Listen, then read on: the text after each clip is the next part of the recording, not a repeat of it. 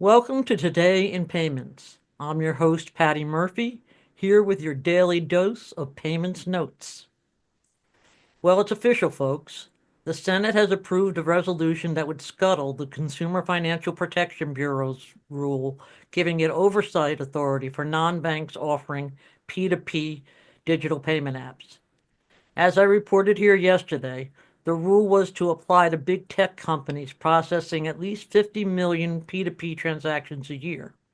Those firms, most notably PayPal, Cash App, Apple Pay, and Google Pay, would have to answer to the Consumer Financial Protection Bureau, or CFPB for short, if found to be in violation of consumer protection laws.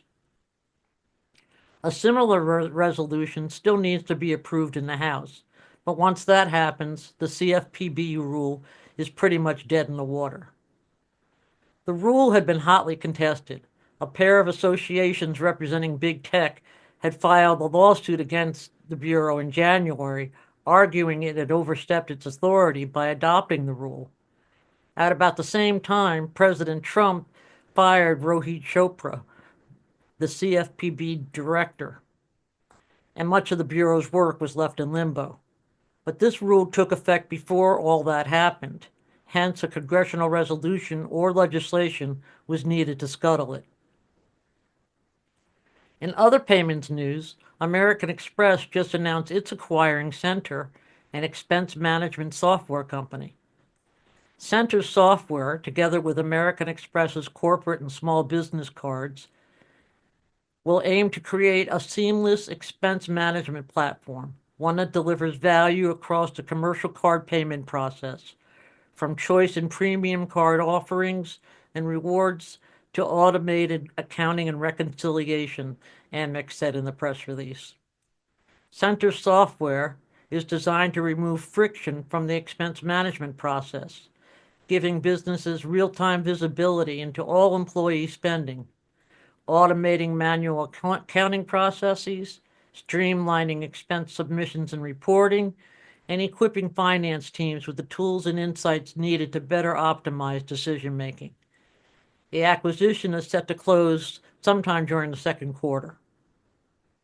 In still other news, as you probably have already heard, President Trump signed an executive order yesterday setting up a government cryptocurrency reserve.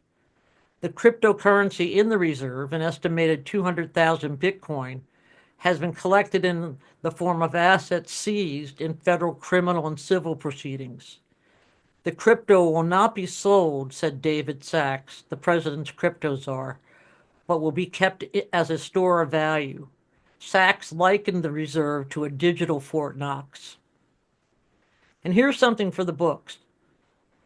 Perhaps a book of jokes. No, not really. I'm just joking.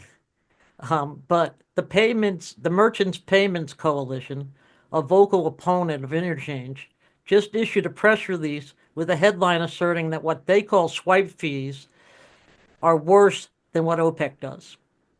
The premise of the press release was to call on Congress to pass the Credit Card Competition Act.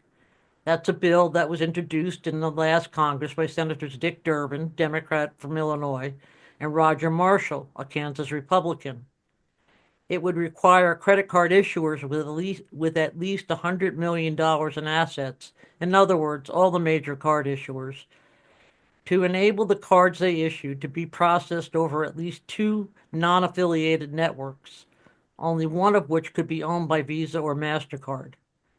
The idea is to give merchants an option of which networks they want to process their transactions over.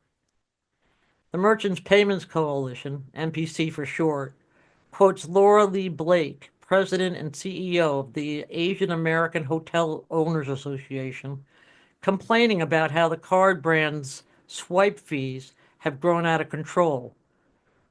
Frankly, she said, quote, their behavior is worse than what OPEC does with oil prices, close quote. Blake's comments came in a letter that was sent to the House and the Senate both, urging passage of the Credit Card Competition Act. But as I said, no such legislation has been introduced in the current legislative session. However, Senators Durbin and Marshall are said to be preparing a bill similar to the one they introduced last year, and another similar bill is said to be in the works in the House of Representatives. Well, that's it for today. Thanks for tuning in to Today in Payments, and don't forget to keep coming back for your daily dose of payments notes.